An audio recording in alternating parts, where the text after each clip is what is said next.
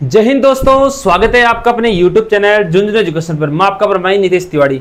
मित्रों, आज अपन इस क्लास में बात करेंगे जो बीएड फोर्थ सेमेस्टर है उसमें एक पेपर लगता है भाई, इन्वायरमेंटल एजुकेशन, पर्यावरणीय जो शिक्षा है उसके बारे में अपन अध्ययन करेंगे कि भाई इन्वायरमेंटल जो एजुकेशन है उसमें कौन कौन से टॉपिक्स पढ़ते हैं जिससे आप अच्छे नंबर अचीव कर सकते हो।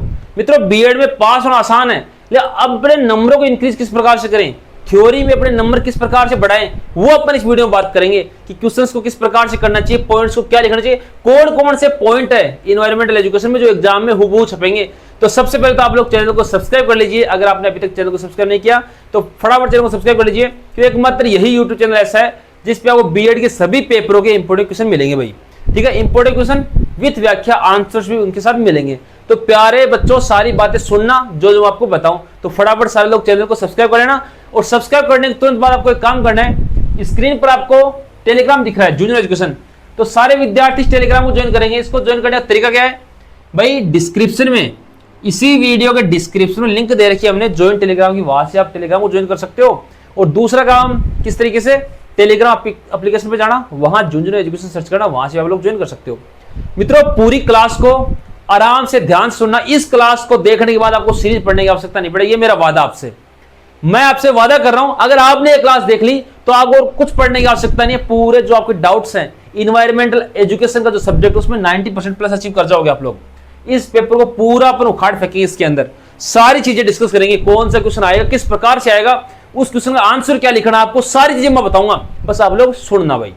ठीक है, तो मित्रों सबसे पहले जो पॉइंट बनेगा इसमें तो इन्वायरमेंटल, तो इन्वायरमेंटल एजुकेशन है, तो भाई इसमें सबसे पहले अपन बात करेंगे कि ये पर्यावरण क्या होता है, पर्यावरण होता क्या है।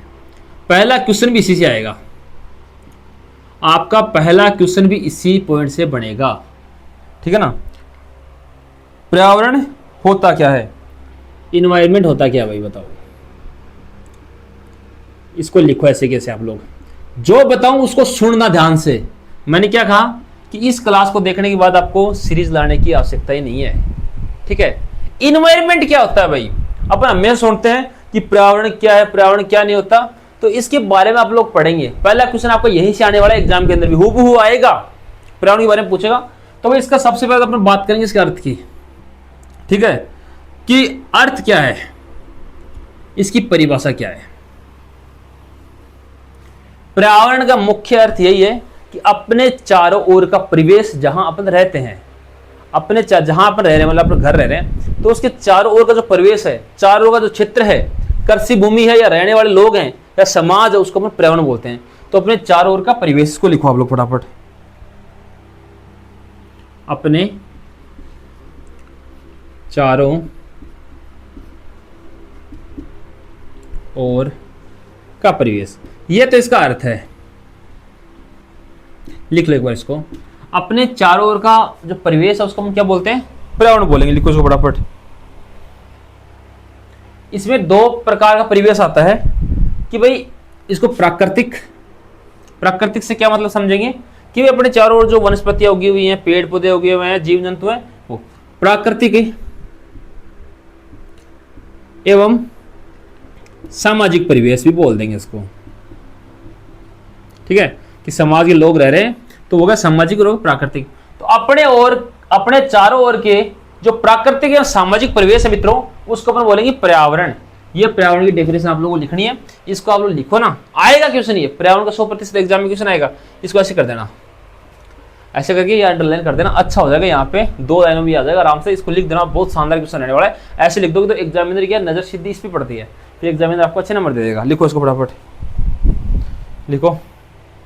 जो पर्यावरण है वो मुख्य काम क्या करता है, जो जीव होते हैं ना, जीव और प्रकृति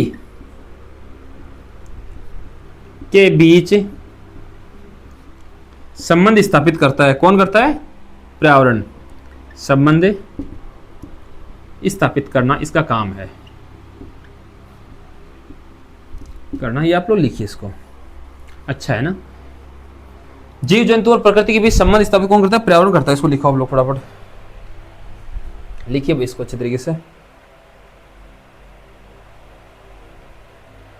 इसके घटक कौन कौन से हैं, जैसे भाई इसमें जैविक और अजैविक दोनों घटक आएंगे। एक बार मिटा देता हूं इसको ना, लिख लो आप लोग फटाफट।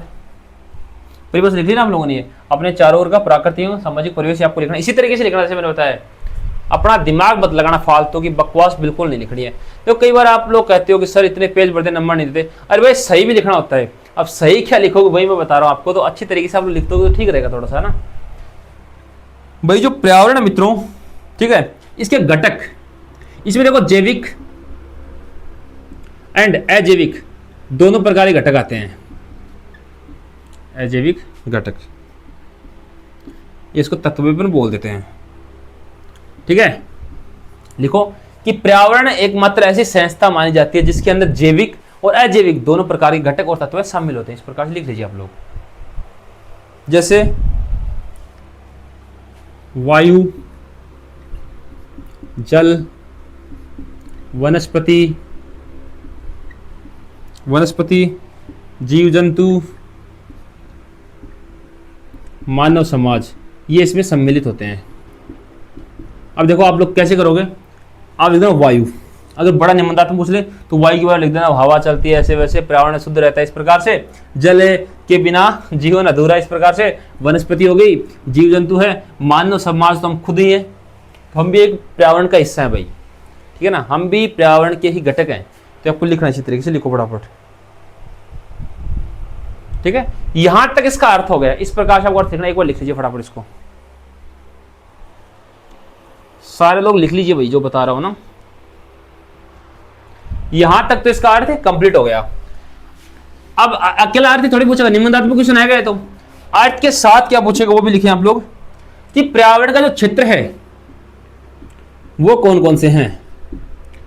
तो जो जो पॉइंट मैं लिखाऊं आपको, आप वो पॉइंट लिख लेना और उनका ही वर्णन करना है, अपना दिमाग मत लगाना। फिर से कह रहा हूं क्योंकि नंबर आपको अच्छे लाने हैं तो पढ़ना ही पड़ेगा जो बता रहा हूं, ठीक है। इसके जो क्षेत्र है प्राकृतिक पर्यावरण, लिख लो ऐसा कैसा, इनका वर्णन आप लोग देख लेना। प्राकृतिक पर्यावरण, सामाजिक पर्यावरण, लेकिन पॉइंट मित्रों आपको यही लिखना है, जो समाज सारी जो पर्यावरण में जो बातें हैं वो सारी इसमें लिख देना। नेचुरल जो वनस्पतियां वगैरह, वायु वगैरह, जल वगैरह, उनके बारे में प्राकृतिक पर्यावरण के अंदर वो सारी चीजें आ जाएंगी, ठीक है। समझ रहे हो आप लोग, मतलब जो प्रकृति की जो संपत्ति है वो प्राकृतिक में आ जाएगी। सामाजिक में जो अपना समाज है जिसमें किस प्रकार से अपना डेवलपमेंट करते हैं, एक व्यक्तित्व विकास, पर्सनल डेवलपमेंट किस प्रकार से होता है, वो सारी चीजें इसमें लिखनी है आपको, कि अपना समाज को जो पर्यावरण को किस प्रकार से लोग रहते हैं, एक दूसरे की बात करने का तरीका, वो सारी चीजें में आपको लिखनी है। लिखो इसको। सांस्कृतिक का मतलब समझते हो, आजकल देखो आप लोग देखते होंगे कुछ स्टूडेंट्स महानुभव जिनको अपन बोलते हैं, वो ड्रेस पहनते हैं, कभी भी मैं देखता हूँ यार कि वो आजकल तो फटी फटी जींस पहन लेते हैं और फिर कहते हैं हमारा तो मॉडर्न जमाना है। मॉडर्न, अरे वो मॉडर्न नहीं, वो संस्कृति, पाश्चात्य संस्कृति है। तो संस्कृति बदलाव किस प्रकार से हो रहा है अपने पर्यावरण के अंदर, वो इसमें बताना, सांस्कृतिक पर्यावरण में, कि किस प्रकार से संस्कृति बदल रही है। संस्कृति भी पर्यावरण के अंदर आती है, पता भाई। देखो पर्यावरण अपने चारों ओर का आवेश है, परिवेश है, अपने चारों ओर की जिस प्रकार से लोग रहते हैं उसको तो अपन पर्यावरण बोलते हैं। तो वो किस प्रकार से कल्चरल जो इन्वायरमेंट है उसको किस प्रकार से इफेक्ट करता है वो सारी चीज आपको इसमें बतानी है, ठीक है ना। सांस्कृतिक पर्यावरण हो गया। लिखो आर्थिक, ये काम की चीज है, आर्थिक पर्यावरण, कि अर्थव्यवस्था किस प्रकार से गड़बड़ा जाती है। कई बार पैसे का मामला है, पर्यावरण में पैसे का मामला किस प्रकार से आपको बता, लिखो इसको भाई, अच्छा है, लिख लीजिए, अच्छा क्वेश्चन है ना। पर्यावरण का अर्थ हो गया, क्षेत्र हो गया। क्वेश्चन ऐसे आएगा, पर्यावरण का अर्थ, क्षेत्र एवं महत्व बताइए, ठीक है ना। अब अपन महत्व देख लेते हैं, पॉइंट उसके वो भी लिख लेंगे आप लोग। महत्व है, पहला महत्व है जीवन के लिए आवश्यक संसाधन उपलब्ध कराता है। भाई जीवन जीने के लिए आवश्यक संसाधन कौन उपलब्ध कराता है? पर्यावरण ही कराता है। क्यों? अपन का चारों ओर का परिवेश है, उसी से अपन को आवश्यकता चीजें मिलती हैं। जैसे अपन को मान लो कहीं जाना है, अपन को बाइक चाहिए, कहाँ से लाएंगे? खुद से लाएंगे या खरीद के लाएंगे? मतलब अपने चारों ओर के परिवेश से तो लेके आए ना वो चीज़। कुछ खाने की व्यवस्था चाहिए, अब खाने में तो कुछ लोग तो राजी हो गए, खाना खाना आ गया, यहाँ खाना नहीं आया क्लास के अंदर, कुछ खाने की व्यवस्था करनी है, परिवेश से ही सारी चीजें उपलब्ध होती है। तो ये जो आवश्यक संसाधन है, जो अपन को नीड्स हैं जिन रिसोर्सेज की, उनको उपलब्ध कौन कराएगा? पर्यावरण कराएगा। इसका पहला महत्व यही है कि जीवन जीने के लिए संसाधनों की उपलब्धता कौन कराता है? पर्यावरण कराता है। तो इसको लिख लीजिए आप अच्छी तरीके से।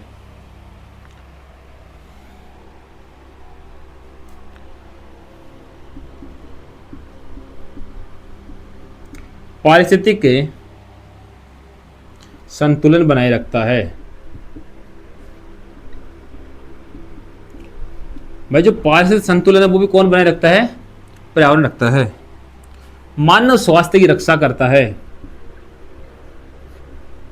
मानव स्वास्थ्य की रक्षा कौन करता है? पर्यावरण करता है। पर्यावरण में सारी चीजें आपको मिल जाती हैं जो अपनी रक्षा करती हैं। सतत विकास को बढ़ावा देता है। ठीक है। नेक्स्ट है प्राकृतिक संसाधनों का संरक्षण। जो अपने प्रकृति के संसाधन हैं, पेड़ पौधे वनस्पति, उनका संरक्षण भी कौन करता है? पर्यावरण करता है। संरक्षण, ये बिंदु लिख लीजिए आप लोग। प्राकृतिक संतुलन बनाए रखता है, मानव स्वास्थ्य रक्षा, सतत विकास, जीवन जीने के लिए आवश्यक संसाधन, प्राकृतिक संसाधन, इस प्रकार से लिख लीजिए। तो पर्यावरण का क्वेश्चन यहाँ पे कंप्लीट होता है मित्रों। पर्यावरण अपन से 3 चीजें पूछी हैं। क्वेश्चन किस प्रकार से आएगा वो बताता हूं आपको। पर्यावरण का क्षेत्र, अर्थ पहले पूछेगा, अर्थ क्षेत्र ऐसे आएगा ना, जैसे आएगा वैसे लिखो ना। अर्थ क्षेत्र, महत्व बताइए, ऐसे ये क्वेश्चन पूछेगा कि जो इन्वायरमेंट है उसकी मीनिंग क्या है, उसका स्कोप क्या है, उसका जो इंपॉर्टेंस है वो क्या है, ये आपसे पूछेगा। पर्यावरण is very most and 100% exam में मुझे लग रहा है कि देखने को मिल सकता है आपको पर्यावरण वाला क्वेश्चन। तो इसको पढ़ लेना। पर्यावरण का क्वेश्चन है ना, वेरी मोस्ट है। इसको उतार लो एक बार फटाफट, जल्दी उतारिए भाई। उतारने के बाद तुरंत अपने दोस्तों को भेज दीजिए वीडियो, ताकि सबकी हेल्प हो जाए।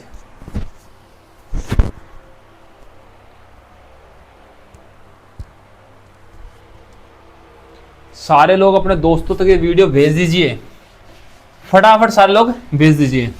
और भाई जिसको व्हाट्सएप ग्रुप में ऐड होना है, जिस विद्यार्थी को व्हाट्सएप ग्रुप में ऐड होना है, ये नंबर लिख लेना सारे विद्यार्थी, 9521222478। इस नंबर को सेव कर लेना, झुंझुनू एजुकेशन के नाम से सेव कर लेना इसको, या नितेश तिवारी झुंझुनू के नाम से सेव कर लेना। फिर इसमें क्या भेजना आपको, कैसे हम जोड़ेंगे, कैसे आप सेव करेंगे, खुद का नाम, आपका जिस कॉलेज से आप बीएड करो उस कॉलेज का पूरा नाम, ठीक है, कॉलेज का नाम लिखिए, किस जिले में है वो कॉलेज, कॉलेज का नाम और जिले का नाम, और आपके गांव का नाम। ये 3 चीजें आप लोग मुझे लिख के भेजेंगे भाई, ठीक है ना। इस पे भेजना है, इस नंबर पे मैं आपको जोड़ दूंगा ग्रुप में। आपका नाम, जिस कॉलेज से आप बीएड कर रहे हो उस कॉलेज का नाम, और आपके गांव का नाम, ये 3 चीजें आप लोग इस पे भेज देना, 9521222478। ठीक है, चलो भाई अगला है पॉइंट। पर्यावरण देख लिया आपने, पर्यावरण बहुत मस्त है। इसके अगला है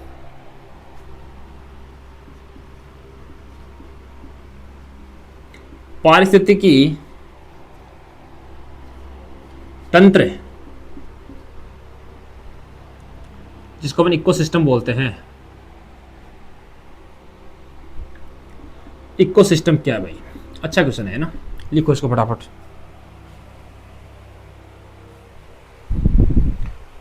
इसकी परिभाषा लिखा देता हूं सबसे पहले, वो लिख लेना, उसके बाद अपन आगे इसकी महत्व वगैरह बातें करेंगे।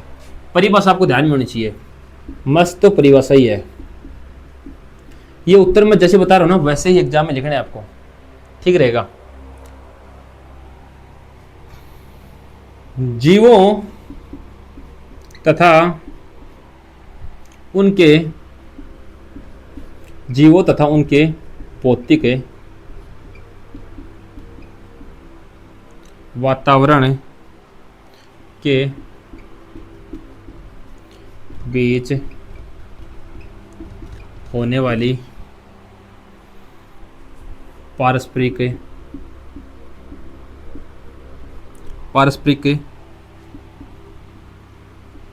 क्रियाओं की एक प्राकृतिक व्यवस्था पारिस्थितिकी तंत्र यानी इकोसिस्टम कहलाती है। इकोसिस्टम कहलाता है, ऐसे लिख लो ना इसको। अच्छा बिंदु है कि भाई पारिस्थितिक तंत्र की परिभाषा कैसे लिखेंगे? जीव तथा उनके भौतिक वातावरण, जीव जंतु है उनका भौतिक वातावरण के मध्य पारस्परिक क्रियाएं होती है। जो जीव अपने वातावरण के अंदर जो पारस्परिक क्रिया करते हैं उनके लिए एक प्राकृतिक व्यवस्था, ठीक है ना। देखो पारिस्थितिक इसको बोल सकते हैं अपन, जैसे कुत्ता बिल्ली के पीछे भागता खाने के लिए, बिल्ली चूहों के पीछे भागती है, मतलब उनकी प्राकृतिक व्यवस्था है वो। ऐसा थोड़ी है कि बिल्ली कभी कुत्ते को खाने को भाग जाएगी, नहीं ना।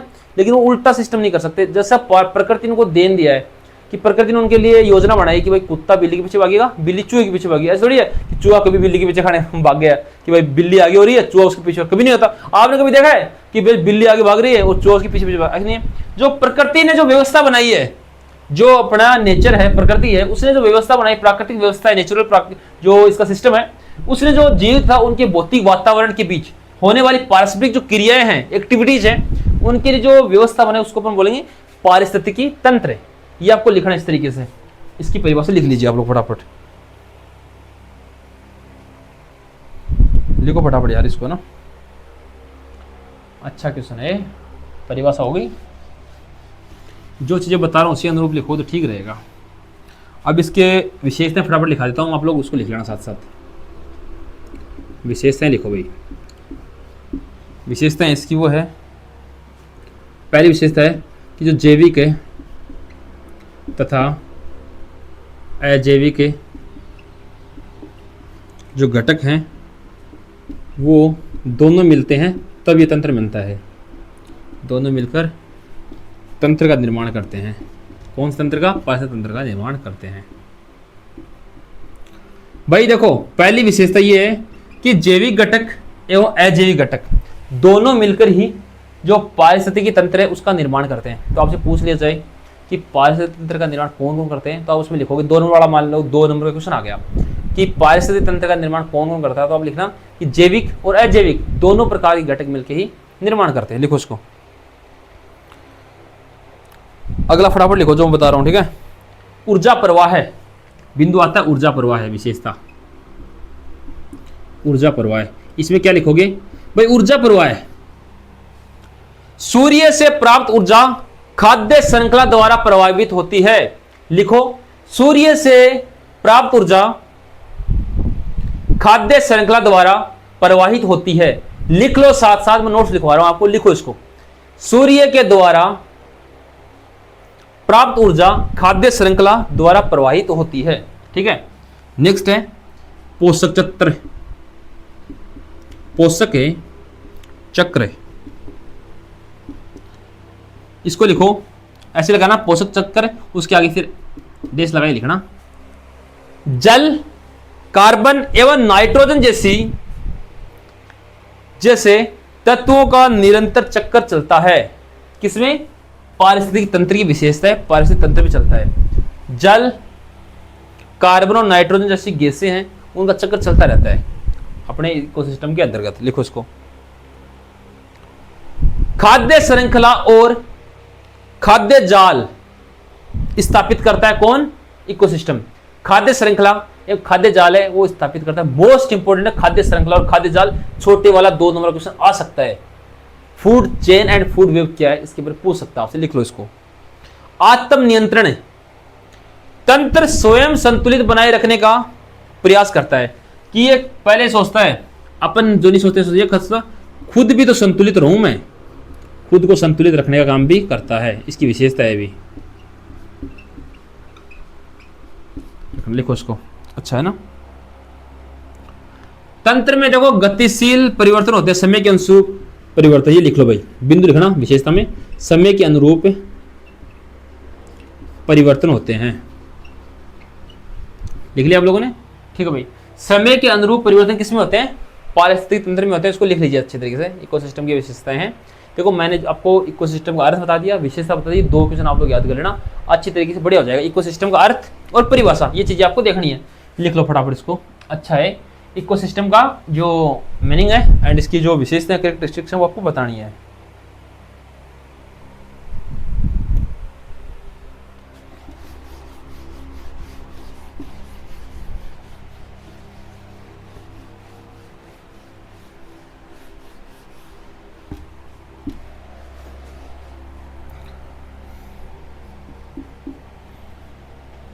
ये नंबर लिखे ना आप लोगों ने, मिटा देता हूँ इसको ना। सारे लोग इस टेलीग्राम को ज्वाइन कर लेना, स्क्रीन पे दिख रहा है इसको। नेक्स्ट पॉइंट है, अच्छा पॉइंट है, इंटर डिपेंडेंस इन इन्वायरमेंट। ये क्वेश्चन कई बार पूछ चुका है। पर्यावरण में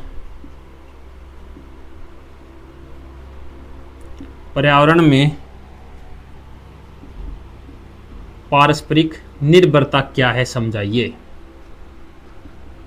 पर्यावरण में पारस्परिक निर्भरता क्या है, समझाइए। लिखो इसको, अच्छा है। देखो इसका मतलब मैं बताता हूं, पर्यावरण में पारस्परिक निर्भरता। आप इसमें क्या लिखोगे? देखो आपने एक चीज देखिए कि जो पर्यावरण अपना चारों ओर का परिवेश है, उसमें कोई भी जीव अकेला नहीं है, कोई भी आदमी अकेला नहीं है, कोई भी एनीथिंग एल्स, कोई भी अकेला नहीं है। कैसे आप लोग कहोगे सर मैं तो अकेला हूं? अरे मतलब तेरो ब्याह को नहीं हो, जड़ा को मानो कि तो अकेलो है। मैं जो बता रही हूँ पर्यावरण में अकेला हो गया। मान लो आपको खाना खाना है, तो खाना खाने के लिए आपको आटा चाहिए, आटा के लिए गेहूं चाहिए, मतलब आप गेहूं पे निर्भर हो, ठीक है ना। इस प्रकार की मतलब प्रत्येक चीज के लिए अपन निर्भर रहते हैं किसी ना किसी पर, ठीक है। तो लिखो इसको, जैसे इसमें जीव जंतु होते हैं, प्राकृतिक संसाधन होते हैं, सारे एक दूसरे पर निर्भर रहते हैं, सारे। तो ऐसा इसमें सिस्टम ये, इसका मतलब ये है कि एक दूसरे पर निर्भर रहना, ठीक है। इसमें सीधा से ऐसे लिख देना। पहला पॉइंट तो आप लोगों को ये लिखना कि भाई इस पर्यावरण में, लिखो ना यार मैं बताता हूँ आपको, ऐसे लिखना है, पर्यावरण में कोई भी जीव अकेला नहीं है, अकेला नहीं है। प्रत्येक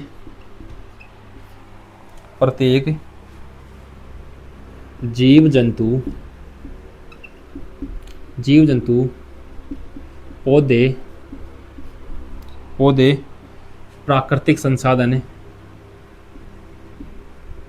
प्राकृतिक संसाधन किसी न किसी रूप में निर्भर रहते हैं। मैंने जो बात बताई वही बात है, ये इसकी परिभाषा है, ठीक है।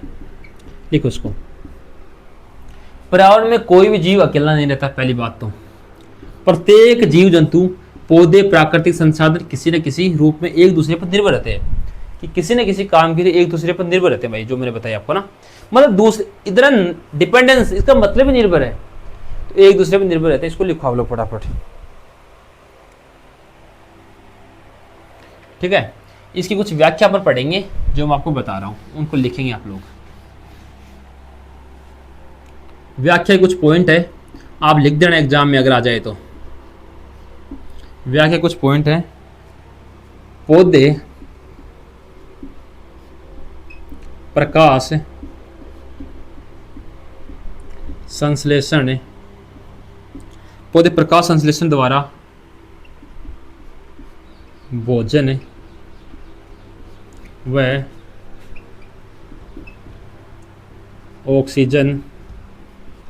ऑक्सीजन बनाते हैं। अच्छा है ना। पौधे प्रकाश संश्लेषण द्वारा भोजन व ऑक्सीजन बनाते हैं, इसका मतलब पौधे हैं किस पे निर्भर है? एक मिनट, पौधे प्रकाश संश्लेषण पर निर्भर है और इसके बाद ही भोजन बनता है उनका, इसके बाद ही ऑक्सीजन बनता है। इस प्रकार से क्या आ गया? इंटरडिपेंडेंस आ गया कि पौधे प्रकाश संश्लेषण पर निर्भर है, किसके लिए? भोजन और ऑक्सीजन प्राप्त करने के लिए। इस प्रकार से लिखना आपको।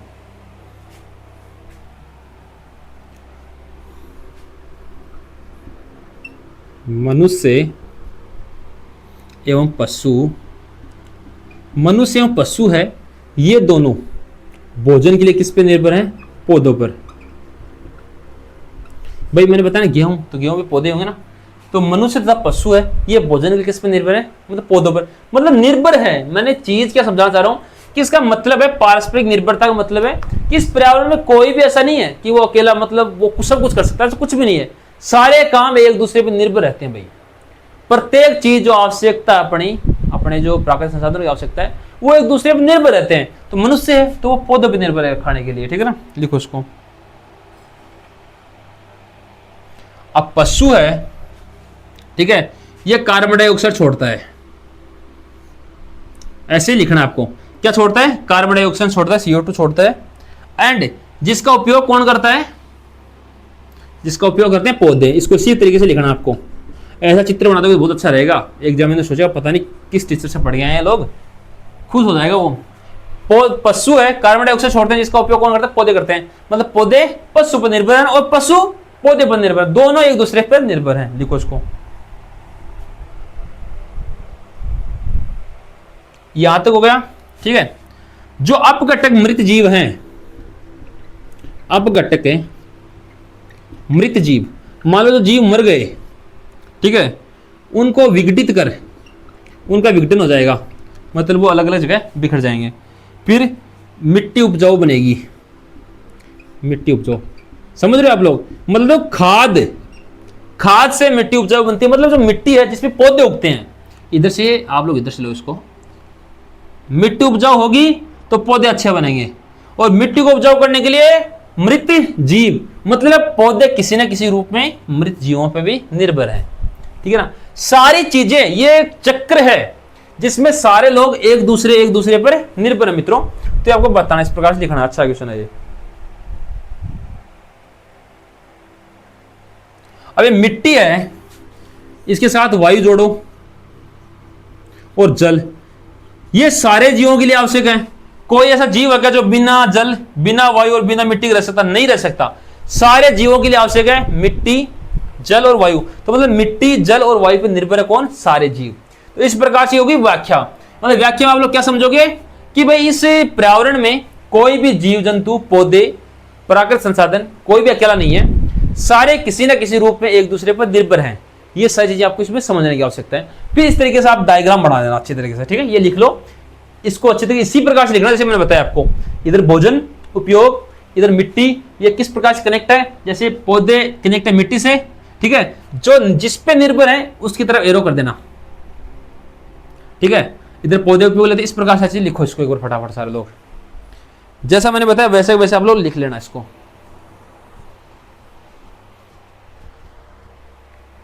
ठीक है। इस प्रकार से आपको लिखना है। अच्छा क्वेश्चन है, आपके एग्जाम में देखने को मिल सकता है। ये तो इसकी व्याख्या होगी, परिभाषा, मीनिंग, अर्थ आप लोग लिख दोगे इसमें इस प्रकार से। अब इसका है भाई, इसका महत्व क्या है, क्यों है निर्भरता? तो जो व्याख्या पढ़ी आपने उसमें से महत्व निकल जाएंगे। पहला है पारिस्थितिकी संतुलन बनाए रखता है। महत्व जहां भी पूछिए तो लिख ही देना आप लोग हर पॉइंट में, बना रहता है, ठीक है। जैव विविधता, जैव विविधता सुरक्षित रहती है, जैव विविधता सुरक्षित रहती है। खाद्य श्रृंखला, खाद्य श्रृंखला सुचारू रहती है, रहती है।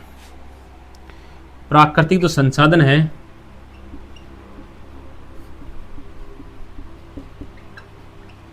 संसाधनों का उचित उपयोग होता है,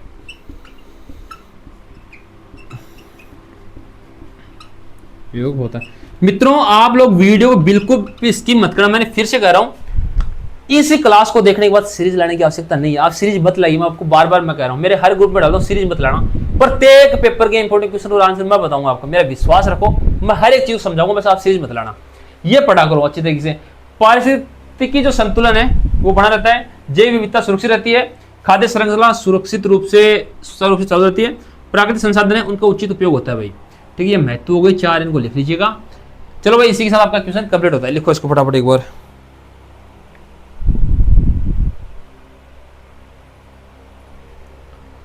ठीक है ना, लिखो इसको फटाफट। इतने भाई जिन्होंने लिख लिया ना, ये टेलीग्राम ज्वाइन कर लो फटाफट। टेलीग्राम की लिंक वीडियो के डिस्क्रिप्शन में मैंने दे दिया, वहां से आप लोग ज्वाइन कर सकते हो।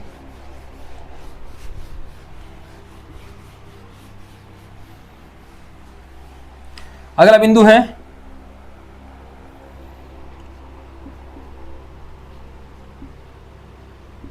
प्राकृतिक संसाधन एवं संरक्षण। किनका संरक्षण? प्राकृतिक संसाधन, नेचुरल रिसोर्सेज जो हैं एंड उनका कंजर्वेशन क्या है, इनके बारे में अपन पढ़ेंगे। एक बार लिखो इसको फटाफट, पॉइंट लिख लीजिए आप लोग।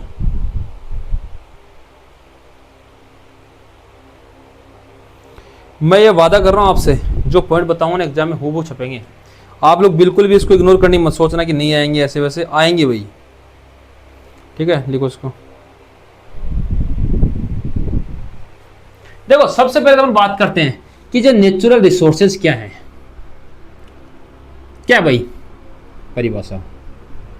देखो नेचुरल रिसोर्सेज मित्रों वो है जो हमें प्रकृति से प्राप्त होते हैं और हमारी आवश्यकताओं की पूर्ति करते हैं। प्रकृति से प्राप्त वायु हो गई, जल है, ठीक है, ऊर्जा है, मतलब जो प्रकृति से अपन को मिला है और अपन उनका उपयोग कर रहे हैं, अपनी आवश्यकता उनसे पूर्ण हो रही है, उसको अपन बोलेंगे प्राकृतिक संसाधन। तो लिखिए परिभाषा इसकी, वे पदार्थ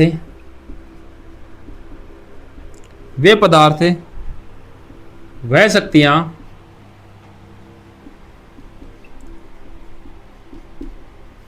जो हमें प्रकृति, कई बार कहते हैं ना कि भाई भगवान की देन है, वही बात है, प्रकृति की देन है, प्रकृति द्वारा या प्रकृति से प्राप्त होती है और हमारी आवश्यकताओं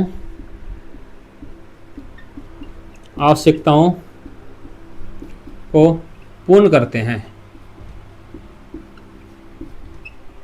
ठीक है, परिभाषा क्या है? प्राकृतिक संसाधन की वे पदार्थ वे शक्तियां जो प्रकृति से प्राप्त, मैंने कहा ना कि भगवान की देन है, वैसे बोलते हैं ना, तो प्रकृति की देन है और हमारी आवश्यकताओं को पूरी करते हैं, जैसे जल, वायु, ऊर्जा।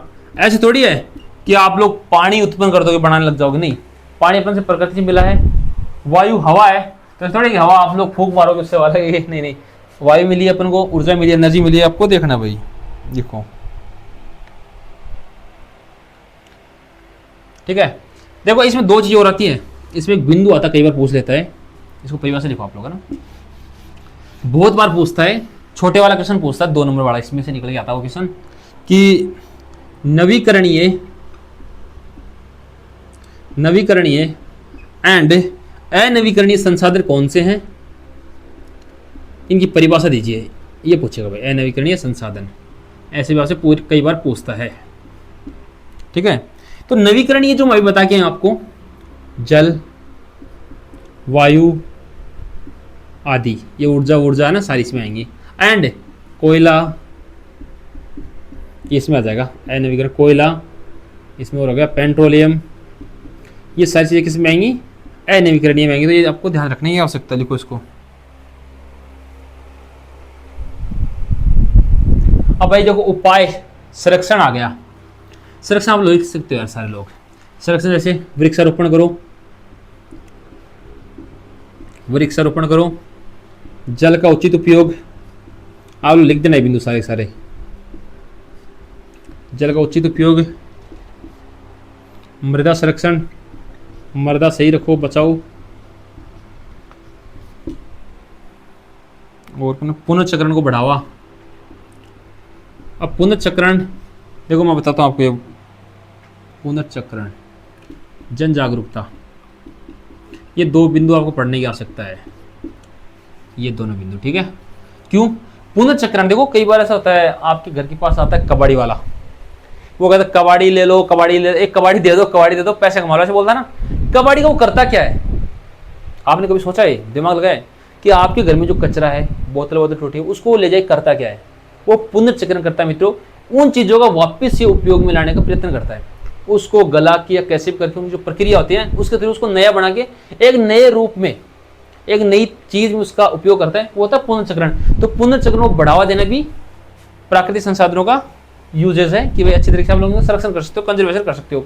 जन जागरूकता अभियान, क्या अपने समाज में, देखो मेरी बात सुनो, आप लोग है ना अपने समाज में, भाई आप युवा हो तो आप लोग कर सकते हो, अपने समाज में जाइए, वहाँ लोगों को प्रचार प्रसार कीजिए कि भाई अपने प्राकृतिक संसाधनों को बचाना चाहिए, पानी को कम बिखेरना चाहिए। ऐसे नहीं कि कोई मान लो नल चालू छोड़ रखी है समाज में तो आप लोग सोचते हो यार जाए बाढ़ में जाए अपन क्या मतलब, ऐसा नहीं, कभी भी मत सोचना।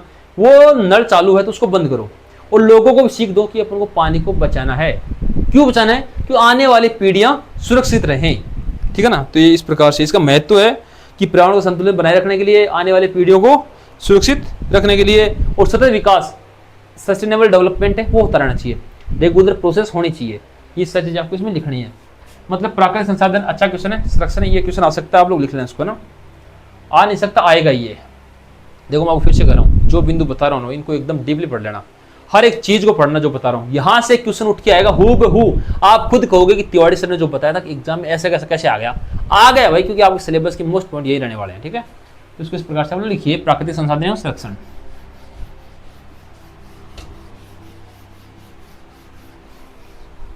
अगला पॉइंट है जैव विविधता।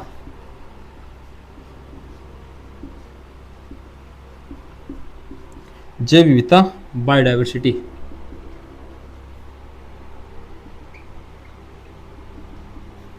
जैव विविधता लिखो इसको। देखो इसकी परिभाषा देखेंगे अपन, परिभाषा मैं बोल के बताऊंगा, आप लोग लिख लेना साथ साथ, ठीक है। जैव विविधता का अर्थ है पृथ्वी पर पाए जाने वाले सभी प्रकार के पौधे, जीव जंतु और सूक्ष्म जीवों की विविधता से है। कि भाई पृथ्वी पर जो कौन कौन बता, लिख देता हूं यार आप लोगों को ना, पौधे, जीव जंतु, सूक्ष्म जीव हैं, इनकी विविधता, इनकी जो विविधता है उसको हम बोलेंगे जैव विविधता। सीधी सी बात ये समझो यार, जीवों की विविधता, जैव विविधता, ऐसे दिमाग लगाओ, जीवों की विविधता और जैव विविधता, इस प्रकार से आप लोग लिख लीजिए। लिखो परिभाषा इस प्रकार से लिख दोगे आप लोग। महत्व क्या है? महत्व पहले तो वही है, पारिस्थितिकी संतुलन बनाए रखने के लिए, पारिस्थितिकी संतुलन बनाए रखना, ठीक है। पारिस्थितिकी संतुलन बनाए रखना कृषि एंड उद्योग के लिए आवश्यक है,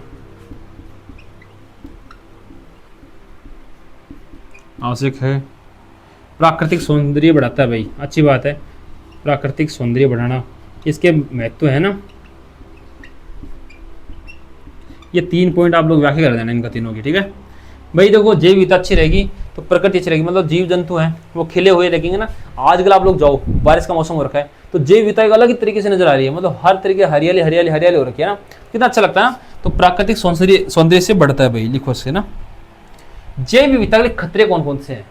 अच्छा बिंदु बढ़ता है कि जैव विविधता है, इसके लिए खतरे कौन कौन से हैं?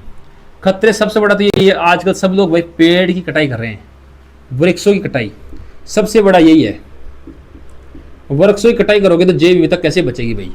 सही बात है ना। वृक्षों की कटाई हो गया,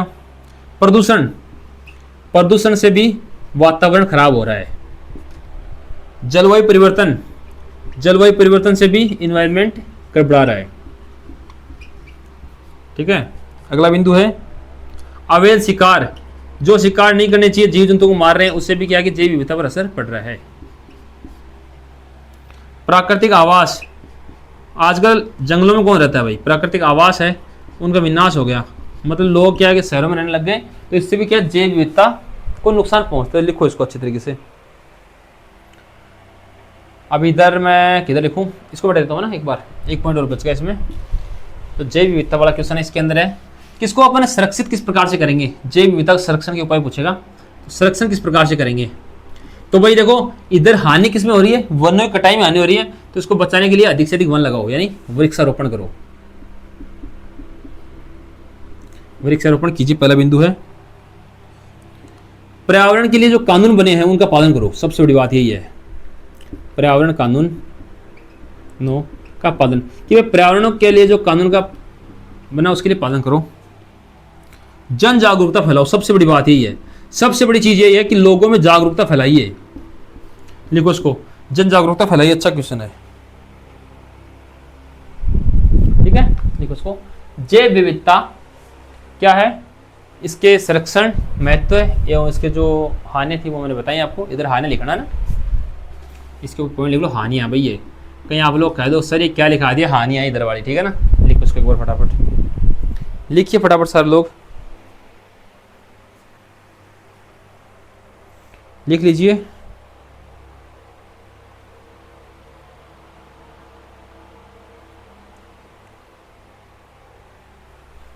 ठीक है, तो जैव विविधता के बारे में पहले पढ़ लिया। नेक्स्ट बिंदु है इसमें, अब आएगा भाई पर्यावरणीय शिक्षा। इन्वायरमेंटल एजुकेशन क्या है, पर्यावरणीय शिक्षा क्या है, इन्वायरमेंटल एजुकेशन क्या है। भाई ऐसी शिक्षा आप लोग लिखेंगे, ऐसी शिक्षा जिसके माध्यम से हमें प्रकृति के लिए, पर्यावरण के लिए जन जागरूकता, ज्ञान, सकारात्मक दृष्टिकोण उत्पन्न करवाया जाता है, उसको अपन बोलते हैं पर्यावरण शिक्षा। मतलब पर्यावरण के प्रति जो शिक्षा दी जाती है, बात नहीं है कि पर्यावरण, ऐसी शिक्षा जिसमें पर्यावरण ज्ञान हो कि किस प्रकार से पेड़ों की रक्षा करनी चाहिए, किस प्रकार से जल की बचत करनी चाहिए, वायु की बचत करनी है, मतलब पर्यावरण में जो जो हो रहा है उसकी रक्षा करना, और उसके लिए क्या अपन कर सकते हैं, एक सकारात्मक पॉजिटिव एटीट्यूड, सकारात्मक दृष्टिकोण जो है उसके बारे में बताना, ये होती है पर्यावरण शिक्षा। ठीक है, लिखो इसको परिभाषा, वह शैक्षिक प्रक्रिया, चलो लिखिए, वह शैक्षिक प्रक्रिया जिसके माध्यम से विद्यार्थी एवं समाज के लोगों को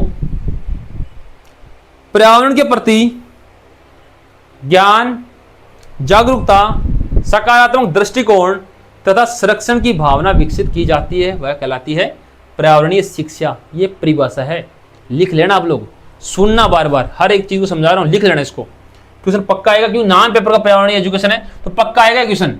लिखो इसको ना, इसका उद्देश्य क्या है,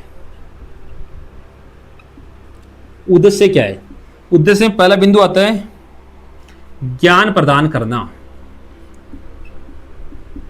ज्ञान प्रदान करना। भाई अब ज्ञान प्रदान में क्या है कि पर्यावरण है उसकी समस्याओं की जानकारी होना, ठीक है, कि पर्यावरण के लिए क्या समस्या है उनकी जानकारी होना, और उन समस्याओं को अपन किस प्रकार से दूर करें वो आपको पता होना, मतलब ज्ञान प्रदान करना, पर्यावरण की रक्षा करना, पहला उद्देश्य ये रहने वाला है इसका।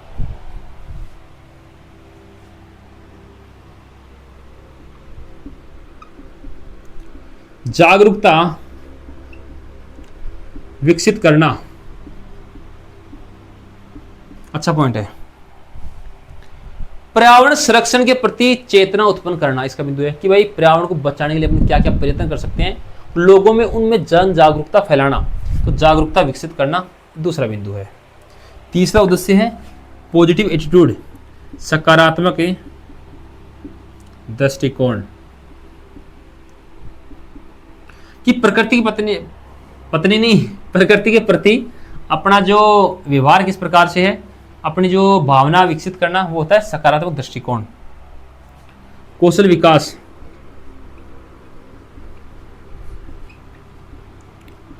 कौशल विकास में कौन सा बिंदु आएगा, पर्यावरणीय समस्याओं को समाधान करने की क्षमता बढ़ाना।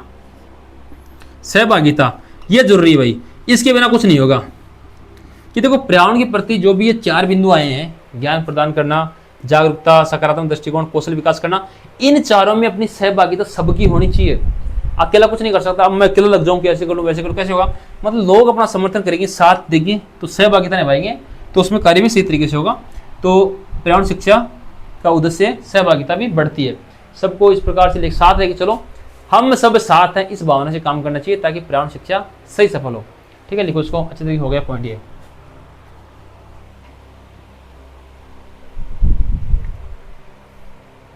लिखो इसको फटाफट एक बार पर्यावरण शिक्षा के बारे में।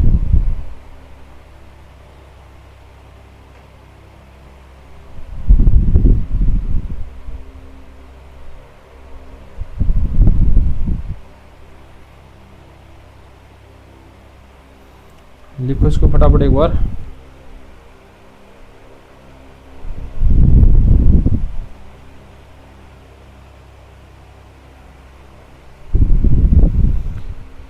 लिखिए भाई जल्दी जल्दी।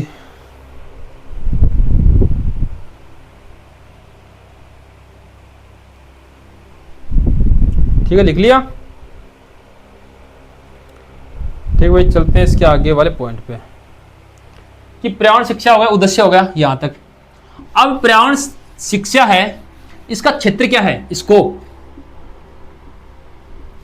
क्षेत्र है स्कोप। तो भाई पर्यावरण की शिक्षा तो पूरे पर्यावरण में रहेगी ना, लिखो इसको। देखो पर्यावरण शिक्षा का जो क्षेत्र है व्यापक है, पहला बिंदु आपको ये लिखना है। आप ये मत सोचना कि सिर्फ स्कूलों में पढ़ाई होनी चाहिए, समाज के लोगों में भी जन जागरूकता होनी चाहिए, समाज के लोगों को भी पता होना चाहिए किस प्रकार से पर्यावरण शिक्षा होती है। तो लिखो इसको, ये समाज, उद्योग, कृषि, स्वास्थ्य, विज्ञान तथा शास्त्र तक फैला हुआ है कौन? पर्यावरण शिक्षा। लिख लीजिए। अब क्षेत्र के जो बिंदु बताता हूं आपको, लिख लें कौन कौन क्षेत्र में है। विद्यालय एवं महाविद्यालय, लिखो एक बार फिर समझाऊंगा इनको। क्षेत्र है ना, विद्यालय महाविद्यालय, ऐसे लिखना, क्षेत्र आएगा पॉइंट। समाज, कृषि, उद्योग एंड सरकार। देखो विद्यालय और महाविद्यालय, उसमें क्या विद्यार्थी जाता है, तो विद्यार्थी को जो पर्यावरण है उसके प्रति शिक्षा देनी चाहिए, पर्यावरण किस प्रकार संरक्षित किया जा सकता है वो बताना चाहिए विद्यार्थी को। ठीक है। समाज, भाई विद्यार्थी तो सीख गया, मान लो सीख लिया ऐसे, लेकिन समाज के लोगों कौन सिखाएगा? तो समाज में पर्यावरण की शिक्षा देनी चाहिए कि भाई आप लोग, हम सब मिलकर आज से ये काम करेंगे, पर्यावरण के प्रति अपना नैतिक दायित्व बनता है, अपना कर्तव्य बनता है कि अपन पर्यावरण की रक्षा करेंगे। डेली अपन 2 पेड़ लगाएंगे, 3 पेड़ लगाएंगे, पानी की बचत करेंगे, ये सारी चीज इसमें आती है। कृषि के जैविक कृषि करेंगे, तो ये कृषि से क्या पर्यावरण के जो पर्यावरण को उद्धार होगा। अगर भाई अपन उर्वरक खाद, आज आप लोग देख रहे हो सारे लोग, एक ये यूरिया जो भी बोलते हो आप लोग, सारे लोग इसमें डालते रहते हैं खेत में ना, तो उर्वरक खाद न डाल के जो अपनी जैविक कृषि है वो करेंगे तो वो अच्छा रहेगा। उद्योगों को भी समझाना है कि भाई उद्योगों से जो पॉल्यूशन होता है उसको पर्यावरण में ना फैला के एक जगह इकट्ठा करके उसका सही प्रबंध किया जाए।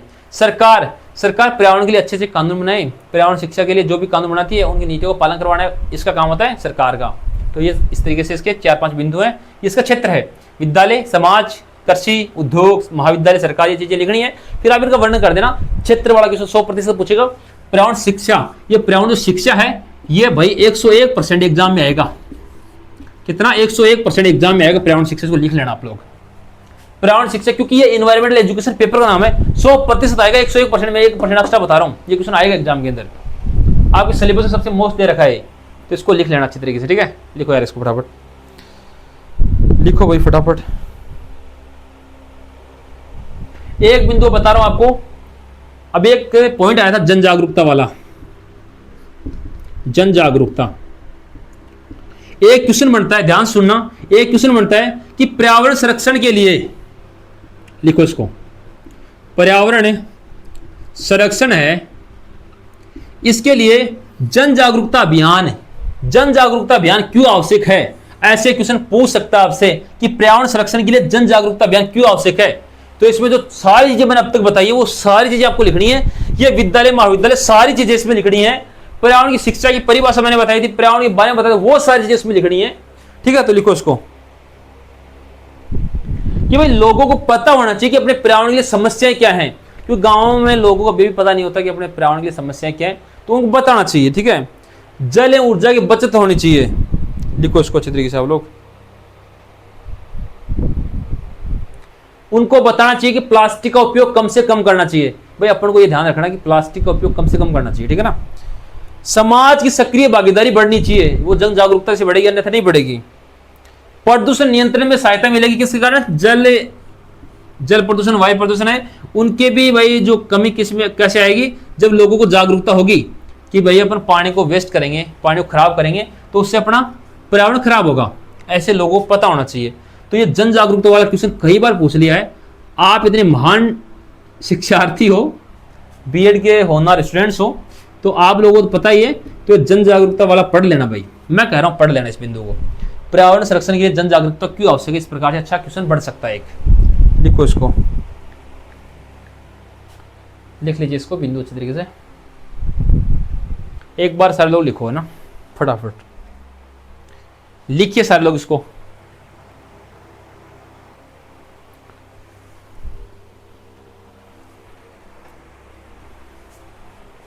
ठीक है, लिख लिया आप लोगों ने। इस प्रकार से आपको लिखना है। जो जो बिंदु बता रहा हूं उनको उसी तरीके से याद कर लेना। मैं कह रहा हूं ना, यह क्लास देख ली के बाद कोई भी देखने की आवश्यकता कौन पड़ेगी। कुछ मत खोलना, इस क्लास को 2 दिन बाद देख लेना आप लोग, तो ठीक हो जाएगा काम। जो पर्यावरण शिक्षा है, पर्यावरण शिक्षा है, पर्यावरण शिक्षा की बहुविषयक प्रकृति क्या है समझाइए। ऐसे क्वेश्चन पूछता है। पर्यावरण शिक्षा है, उसकी बहुविषयक प्रकृति क्या है वो आपको पूछता है कई बार। लिखो इसको एक बार फटाफट आप लोग।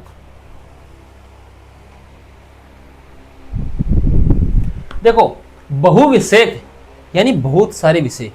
तो पर्यावरण शिक्षा है भाई बहुविषयक, क्योंकि इसमें अनेकों शिक्षाएं शामिल होती हैं।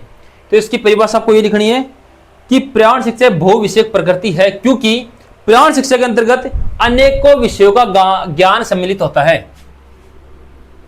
अनेकों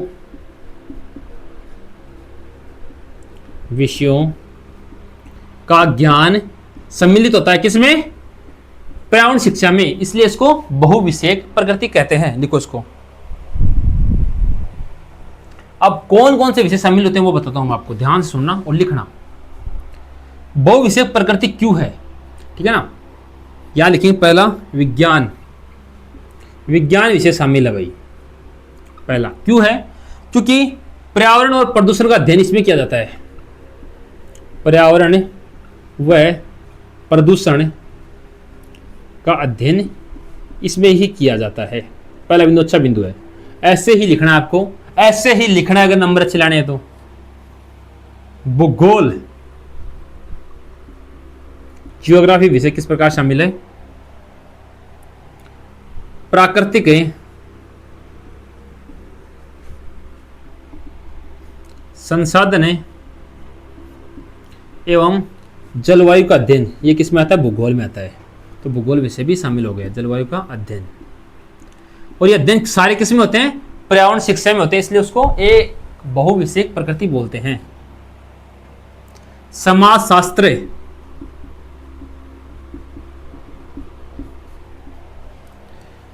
संसाधनों का उचित उपयोग करना समाजशास्त्र के अंदर आता है। संसाधनों का उचित उपयोग का अध्ययन,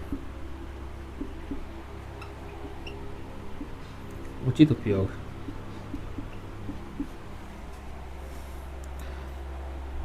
रुको रुको रुको, ये अर्थशास्त्र में आएगा भाई, अर्थशास्त्र में। तो मैंने सोचा संसाधन कैसे आ गया इसमें। समाजशास्त्र है, इसमें समाज की बात होगी ना। समाज पर्यावरण संबंध का अध्ययन किसमें किया जाता है? समाजशास्त्र में। नेक्स्ट है राजनीति विज्ञान, इसमें क्या अध्ययन किया जाएगा? कानून व नीतियां।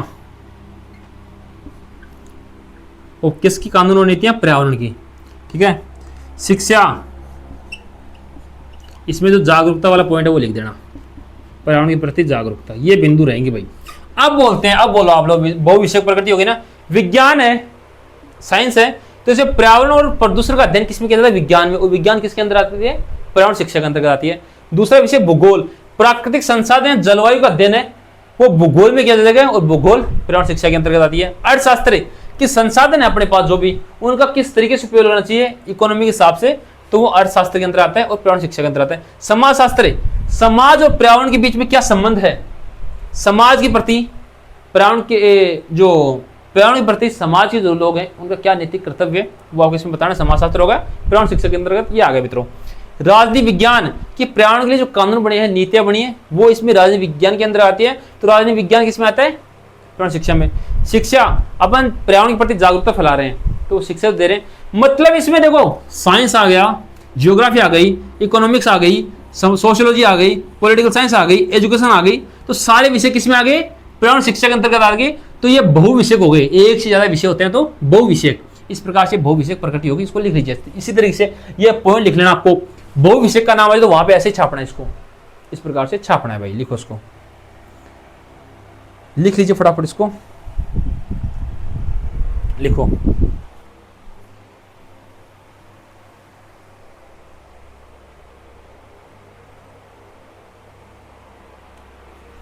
ठीक है, यहां ये क्वेश्चन कंप्लीट होता है मित्रों। अब मैं कुछ टिप्पणियां दे रहा हूं आपको, ठीक है। ये जो पॉइंट है, कुछ टिप्पणियां जहां से क्वेश्चन आएगा आप लोगों को वो खुद को पढ़नी है, क्योंकि 2-3 टिप्पणियां हैं उनको अपन मैं पढ़ाऊंगा तो भी वैसे ही आप लिखोगे, तो भी वैसे ही लिखोगे आप लोग, ठीक है ना। क्योंकि आप तो होनहार बच्चों, फिर से भी बात को होनहार हो, तो ये टिप्पणियां आप खुद पढ़ोगे। इसमें है वायु प्रदूषण, इनके बारे में पढ़ना भाई। आपको याद है, बचपन में आपने बहुत पढ़ा है, आप लिख दोगे आराम से, मत पढ़ना चाहिए, छोड़ देना इनको। और पॉइंट देखो, देख लेना, ठीक है ना। वायु प्रदूषण,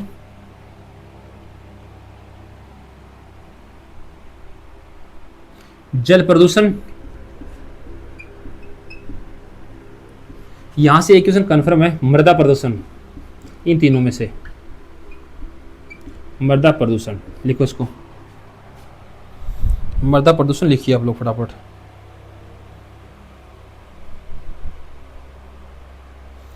एंड ध्वनि प्रदूषण, यहां से 2 क्वेश्चन कंफर्म है, ठीक है। Air pollution, water pollution, soil जो आपका पोल्यूशन एंड नॉइज पोल्यूशन, ये 4 हैं। ये आपको खुद को पढ़ने हैं, खुद को पढ़ने। इसके बाद में जो पॉइंट आएगा वो बताता हूं आपको, पढ़ने हैं, ठीक है। अब देखा होगा सर यो क्या कर दियो, ये भाई देखो ये इजी है, इनको यार मैं पढ़ाऊंगा टाइम लग जाएगा ना, तो आप लोग पढ़ देना, आप लोग अच्छी तरीके से पढ़ सकते हो। वायु प्रदूषण क्या है, जल प्रदूषण क्या है, मृदा प्रदूषण क्या है, आपने बचपन से निबंध लिखते आए हो इन पे, बचपन से आप लोग रेगुलर निबंध लिखते हो इन पे, वायु, मृदा, जल, मृदा एंड ध्वनि, इन पे रेगुलर आप निबंध लिख रहे हो, तो आप लिख सकते हो, निबंध ही लिखना है। 2 क्वेश्चन मान के चलो मित्रों, 2 क्वेश्चन यहाँ से आने की पूरी संभावना है चारों में से। इनको पढ़ लेना अच्छी तरीके से। देखो अच्छी तरीके से पढ़ना क्या है, आप लोगों ने पढ़ रखा है, इसलिए मैं नहीं पढ़ा रहा आपको ये, कि आप लोग पढ़ रखा है, इसको लिख लीजिए, ठीक है। इसके बाद जो पॉइंट आएगा मैं बताऊंगा सारी चीजें ना। एक बार सब लोग वापस से नंबर लिख लो जिसने नहीं लिखा, इस नंबर को सेव कर लेना। इस पे अपना नाम, जिस कॉलेज से बीएड करो उस कॉलेज का नाम और अपने गांव का नाम भेज देना व्हाट्सएप नंबर पे, आपके नंबर भी सेव होंगे। और जूनियर एजुकेशन नाम से इसको सेव करना। लिखो भाई इसको, फिर अगले पॉइंट पे चलते हैं, ठीक है। इस प्रकार से आपको लिखना है।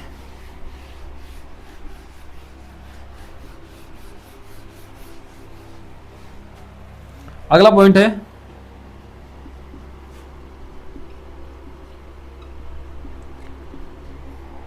वैश्विक तापमान एंड जलवायु परिवर्तन की व्याख्या कीजिए। Global warming and climate change.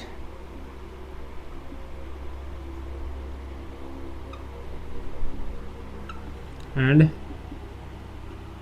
Climate change, यहां से क्वेश्चन आएगा। ये जो ग्लोबल वार्मिंग वाले भाई साहब है ना, ये बहुत बार पूछा आपको, ग्लोबल वार्मिंग के विस्तार पूर्वक समझाइए। लिखो भाई फटाफट इसको।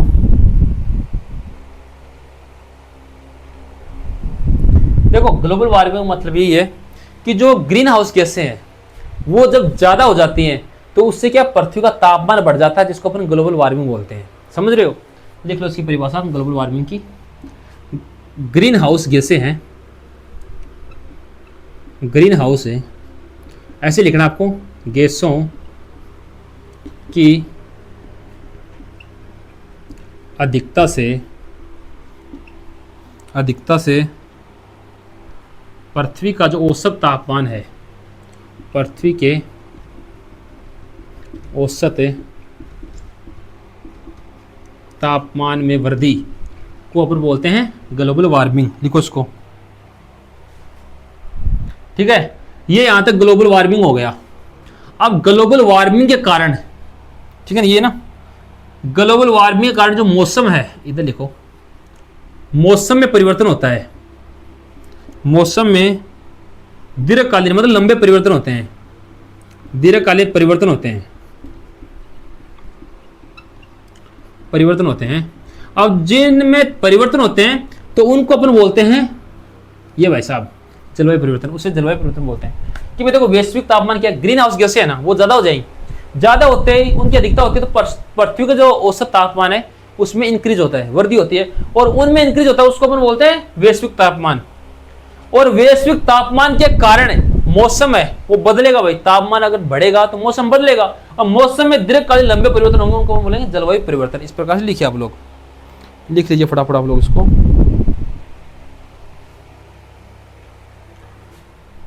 ठीक है, अब इनके देखो कारण लिखाता हूं पहले तुम आपको।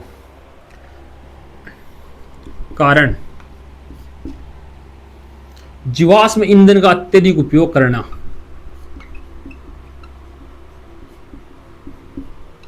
अधिक उपयोग लिखो, यूज लिखो यार, छोटा जगह छोटी है ना, यूज।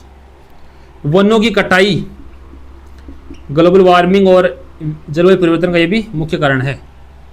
औद्योगिकरण, जगह जगह उद्योग लग गए, ये भी भाई बहुत नुकसान देते हैं।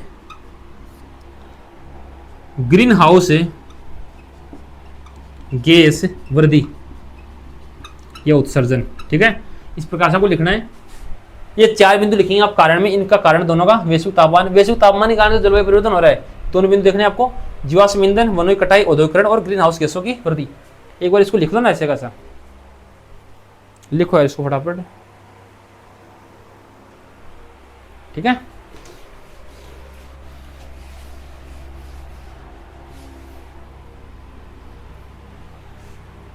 कारण हो गया। प्रभाव क्या पड़ता है इससे, ये ऐसे पूछेगा, वैश्विक तापमान और जलवायु परिवर्तन कारण प्रभाव बताइए, इस प्रकार से क्वेश्चन आएगा। हिमनदों का पिघलना, हिमनदों का पिघलना, समुद्र स्तर में वृद्धि, अनियमित वर्षा, जब मन में आओ तभी इंद्र भगवान राजी हो जा, अनियमित वर्षा, सूखा, बाढ़ भी आता है, वर्षा तो आती है बाढ़ भी आती है उसमें, और बाढ़ भी आता है, कभी कभी सूखा भी आ जाता है। जैव विविधता खतरा, बायोडाइवर्सिटी है उस पर भाई खतरा होता है, खतरा।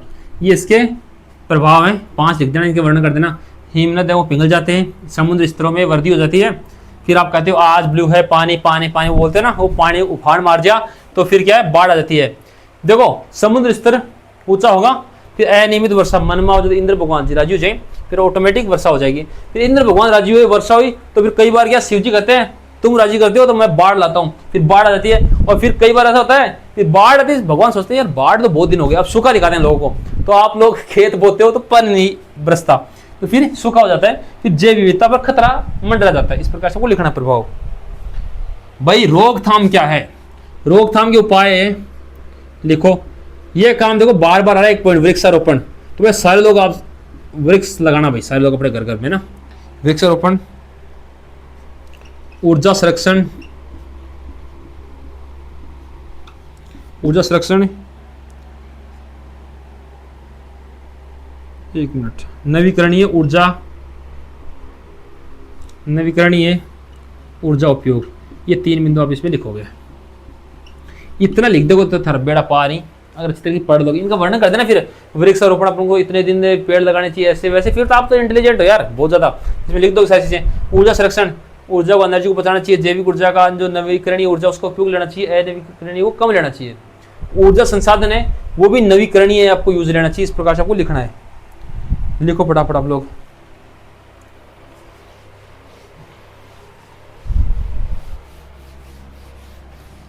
नेक्स्ट बिंदु है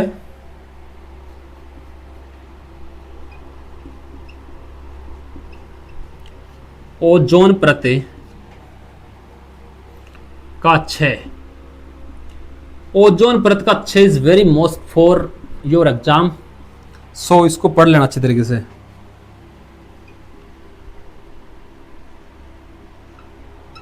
ओजोन लेयर डिप्लेशन, ठीक है, ये आपको पढ़ना है, लिखो इसको। देखो सूर्य की जो हानिकारक किरणें हैं, कौन सी, पराबैंगनी किरणें, उनको बचाने के लिए ओजोन परत का उपयोग होता है। अब देखो कई बार कहते हैं ओजोन परत में कोई छेद है, उससे तापमान बढ़ रहा है, उससे नुकसान हो रहे हैं, तो वही है ओजोन परत का क्षय, कि उसका क्षय हो रहा है, उसमें छेद हो रहा है। ठीक है, लिखो इसको।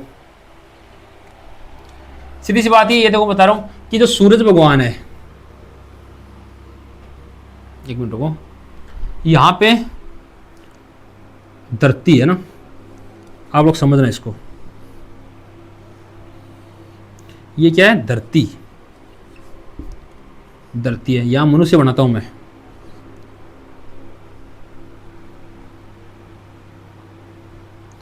अब देखना आप लोग ऐसे मत सोचना सर ने ऐसे कैसे बना दिया, ठीक है, जैसे भी है, ये तो इसका थोड़ा मोटा हो गया मुंह, ये छोटा है। ठीक है, ये मनुष्य है और ये सूर्य भगवान है। ठीक है, अब देखो यहां एक परत है, इसको इस प्रकार से बना देते हैं ना, ओजोन परत। अब जो सूरज भगवान से किरणें आती हैं, मनुष्य पड़ती है ना, इनको बोलते हैं पराबैंगनी।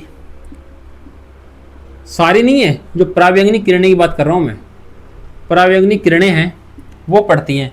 अब जो ओजोन परत है इसमें क्षय हो गया, क्षय मतलब इतनी मोटी थी ये पहले, अब ये इतनी हो गई, मान लो हो गई है ना, पतली हो गई।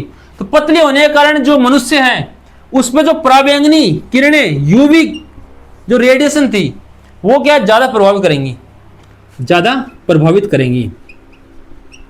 तो ये जो पतला हुआ है ना हिस्सा, इसको अपन बोलते हैं ओजोन परत क्षय। तो सूर्य से आने वाली पराबैंगनी किरणें जब ओजोन परत पर गिरती हैं, जिसके कारण उसका क्षय हुआ है और ओजोन परत पतली हो गई, उसको बोलते हैं ओजोन परत क्षय। इस प्रकार से आप लोग चित्र बना दोगे तो बहुत अच्छी बात है, और नहीं बनाओगे तो जो परिभाषा मैंने बताई वो लिख दोगे तो बहुत बढ़िया है। ठीक है, और क्षय क्यों हो रहा है भाई, जो क्षय यहां से थोड़ी ऊपर से, यहां जो नीचे पॉल्यूशन हो रहा है, जो ऐसी चीजें स्वास्थ्य के लिए पर्यावरण के लिए खराब है, उन गैसों का उपयोग कर रहे हैं, उनकी वजह से इसका क्षय हो रहा है। ठीक है ना, तो लिखो इसको, सूर्य की किरणें हैं, ये किरणें से बचाने के लिए भाई पराबैंगनी किरण। ठीक है, तो इसके कारण क्या है, पहला बिंदु कारण, CFC जो गैस है उपयोग, और दूसरा तो मैंने बताया वही है प्रदूषण। तीसरा औद्योगिक रसायन, जो उद्योग से रसायन निकलता है उसके कारण भी जो ओजोन परत क्षय हो रहा है वो लिखना है आपको। ठीक है, तो इस प्रकार से आपको लिखना है प्रदूषण, इस प्रकार से आपको लिखना है। और रोकथाम क्या करोगे भाई, रोकथाम यही है इसका मेन, तो इसको क्रॉस मार देना, इसका उपयोग नहीं करना। रोकथाम में आप पहले ये लिखोगे CFC गैस है, उसका उपयोग अपन को नहीं करना। जो प्रदूषण है वो नहीं फैलाना, वृक्षारोपण करना है, अधिक से अधिक वृक्षारोपण करो। जो अंतर्राष्ट्रीय समझौते हुए हैं उनका पालन, पर्यावरण के लिए अंतर्राष्ट्रीय समझौते होते हैं भाई, समझौतों का पालन करना चाहिए, पर्यावरण के अनुकूल स्थिति करनी चाहिए, जन जागरूकता फैलानी चाहिए, सारी चीजें आप इसमें लिखोगे। इस प्रकार से ओजोन परत का हो गया काम तमाम। इसे प्रभाव क्या पड़ता है, ये बिंदु भी आएगा, क्वेश्चन इस प्रकार से आएगा, ओजोन परत का क्षय क्या है, अर्थ, कारण, प्रभाव और हानियां समझाइए और उपयोग समझाइए, इस प्रकार से पूछेगा क्वेश्चन। ये प्रभाव क्या है, प्रभाव मेन तो ये भाई, इसमें त्वचा का कैंसर रोग होता है, ये ना त्वचा कैंसर का खतरा, ये कैंसर खतरा बहुत ज्यादा होता है इसका, त्वचा कैंसर का खतरा, ये लिखना पहला पॉइंट इसमें, इसका प्रभाव पड़ता है। आंखों के रोग होते हैं भाई, आंखों में जब रेडिएशन पड़ेंगी तो रोग तो होगा ना, आंखों का रोग। फसलों को नुकसान, फसलों को भी नुकसान पहुंचाता है। समुद्री जो जीव हैं, समुद्री जीव पर नुकसान, ये थोड़ा आपको सही नहीं दिख रहा होगा लेकिन लिख लेना जो मैंने बोला है ना, त्वचा कैंसर रोग, आंखों का रोग, फसलों का नुकसान, नीव जो समुद्री जीव है उन पर प्रभाव दर्शाता है भाई, लिखो इसको अच्छे तरीके से। मित्रों मैं फिर से कह रहा हूँ, ये क्लास देखने के बाद कुछ पढ़ने की आवश्यकता नहीं है, मैं कह रहा हूँ, मेरा विश्वास है, मेरा वादा आपसे, इनसे बाहर कुछ नहीं आएगा, आप इनको अच्छी तरीके से पढ़ लेना। तो इनको अच्छी तरीके से ही पढ़ लेना, ऐसे नहीं कि इनको इग्नोर मत कर देना, ठीक है ना। लिखो इसको, लिखो फटाफट इसको। एक बार सब लोग शेयर कर दो ना, अपने दोस्तों को भेज दीजिए, जितने आपके फ्रेंड्स हैं बीएड कॉलेज के सब तक वीडियो भेज दीजिए ताकि सबकी हेल्प हो जाए। एक बार शेयर कीजिए भाई फटाफट। अगला पॉइंट है ऊर्जा संकट है एवं इसका समाधान लिखिए। ऊर्जा संकट है, इसका समाधान लिखना है। लिखो एक बार इसको फटाफट, पॉइंट को लिखो आप लोग।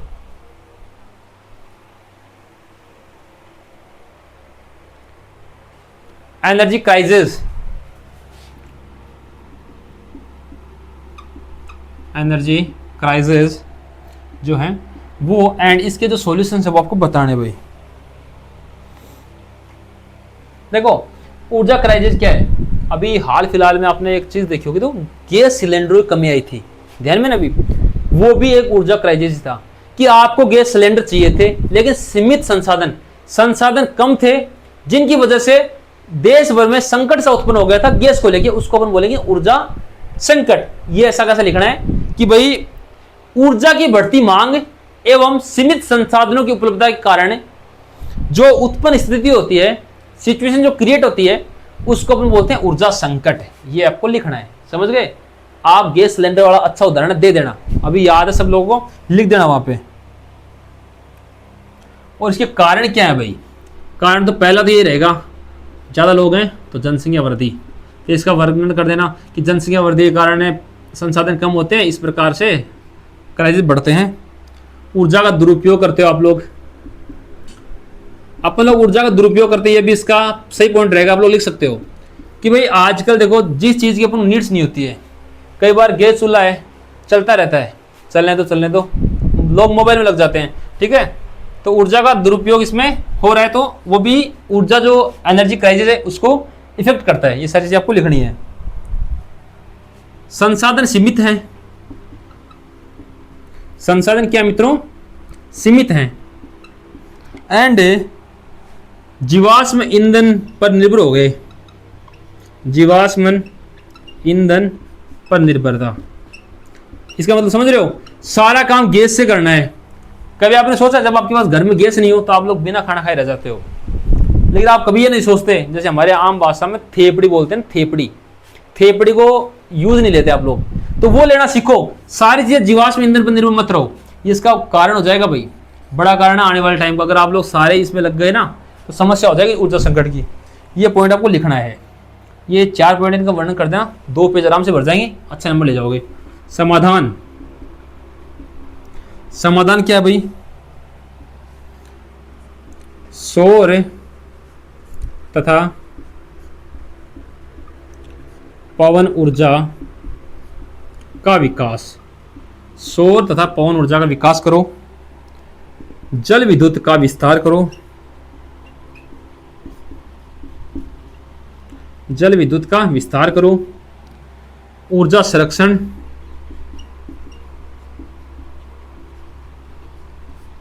एंड ऊर्जा दक्ष उपकरण का उपयोग करो। ये लिखो, समाधान में सौर ऊर्जा को यूज करना चाहिए, जल विद्युत का विस्तार करना चाहिए, ऊर्जा संरक्षण का, ऊर्जा दक्ष उपकरण का उपयोग करना चाहिए। आपको लिखो इसको अच्छी तरीके से लिख लीजिए, अच्छा क्वेश्चन है ना। ऊर्जा संरक्षण समाधान आप लोग कर देना, ठीक है। और यार शेयर कर दो, और सारे लोग है ना नेक्स्ट वीडियो के लिए यार चैनल को सब्सक्राइब कर लेना। जितने लोग जुड़े हो ना, आपसे एक रिक्वेस्ट है कि सारे भाई बहन चैनल को सब्सक्राइब कर लेना ताकि कोई वीडियो मिस नहीं हो। सारी अपडेट्स आपको इसी यूट्यूब चैनल में मिलेंगी, तो फटाफट सारे लोग चैनल को सब्सक्राइब कर लीजिए। लिखो भाई, पर्यावरण अच्छा पॉइंट है, यहां से भी मुझे लग रहा है कन्फर्म क्वेश्चन आने की संभावना है, कन्फर्म लग रहा है कि आ सकता है यहां से। पर्यावरण संरक्षण, एक बार लिखो इसको, पर्यावरण संरक्षण है वो एवं राष्ट्रीय नेशनल पर्यावरण एनवायरमेंटल जो पॉलिसी है उसको समझाना है। राष्ट्रीय पर्यावरण नीति क्या है और पर्यावरण संरक्षण एवं राष्ट्रीय पर्यावरण नीति क्या है, लिखिए। अच्छा क्वेश्चन है। Environmental conservation and national environmental policy क्या है, अच्छा क्वेश्चन बनता है, यहाँ से पक्का आ सकता है। ठीक है, लिखो भाई इसको। देखो पर्यावरण संरक्षण का अर्थ क्या है, पहले इसका अर्थ लिखो। पर्यावरण संरक्षण का अर्थ लिखा रहा हूं, वो लिख लो आप लोग। प्राकृतिक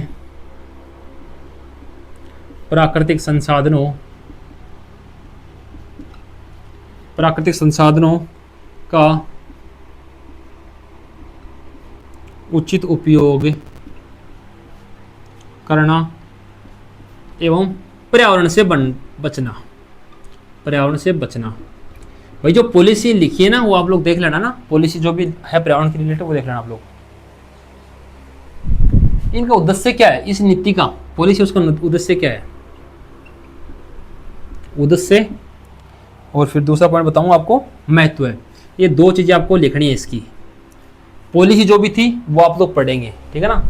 आप लोग चेक कर लेना गूगल पे राष्ट्रीय पर्यावरण नीति कौन सी थी, उससे नीति के बारे में पढ़ लेना आप लोग। नेशनल जो आपकी इन्वायरमेंटल पॉलिसी है उसके बारे में आप लोग पढ़ लेना। लिखो फटाफट एक बार इसको,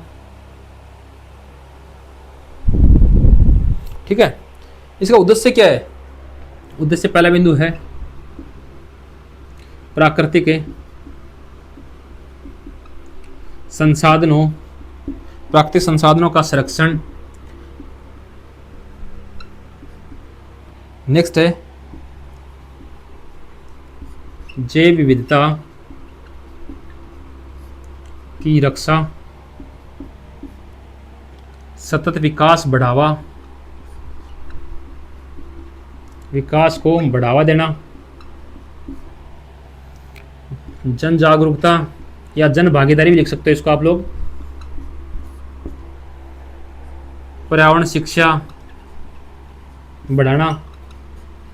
ये तो इसके भाई उद्देश्य हैं। नीति है जो पर्यावरण की, उसके लिए क्या, पर्यावरण जो प्राकृतिक संसाधन है उनका संरक्षण, पर्यावरण लिख देना इसमें कि प्रकृति में जलवायु इनको बचाना चाहिए, सारी चीजें, जैव विविधता की रक्षा करनी चाहिए, सतत विकास को बढ़ावा देना चाहिए, जन जागरूकता फैलानी चाहिए, पर्यावरण शिक्षा। मतलब पूरा पेपर है ना जुड़ा हुआ है एक दूसरे से। मैं बता रहा हूँ कौन से पॉइंट किस में आएंगे, तो इन पॉइंटों को पहले बता चुका हूँ सारा, वहां से हम लोग लिख देना, पूरे पॉइंट बता चुका हूँ पहले, इनका सबका आंसर पूरी व्याख्या बता चुका हूँ पहले वाले क्वेश्चंस में, वहां से आप लोग पढ़ गए हो तो आप लोग लिख दोगे आराम से, ठीक है। इसका महत्व क्या है, महत्व है पर्यावरण संरक्षण को कानूनी आधार प्रदान करती है। ये महत्व भाई कानूनी आधार प्रदान करती है।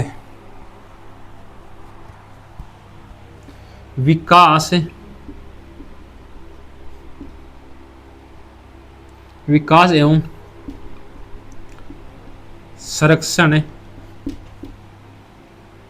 में संतुलन रहता है। जो भावी पीढ़ियां हैं, हाँ आजकल भावी पीढ़ियां रील पे चल रही हैं, भावी पीढ़ियों पे के लिए संसाधनों की सुरक्षा।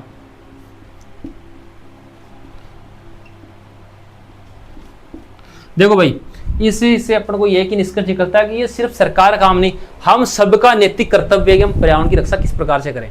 तो मित्रों मैंने आपको ये जो इन्वायरमेंटल एजुकेशन है इससे जो अच्छे अच्छे पॉइंट थे उनको एनालिसिस किया अपन ने।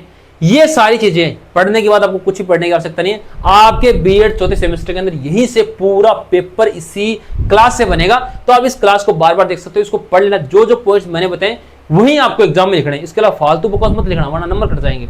जो पॉइंट बताए उनको अच्छे तरीके से लिखोगे तो अच्छे नंबर ले जाओगे। तो सभी विद्यार्थी तक वीडियो शेयर कर दीजिए। आप नेक्स्ट वीडियो के लिए चैनल को सब्सक्राइब करके इस टेलीग्राम चैनल को ज्वाइन कर लेना सारे लोग, रामबाण उपाय रहने वाला आप लोगों के लिए।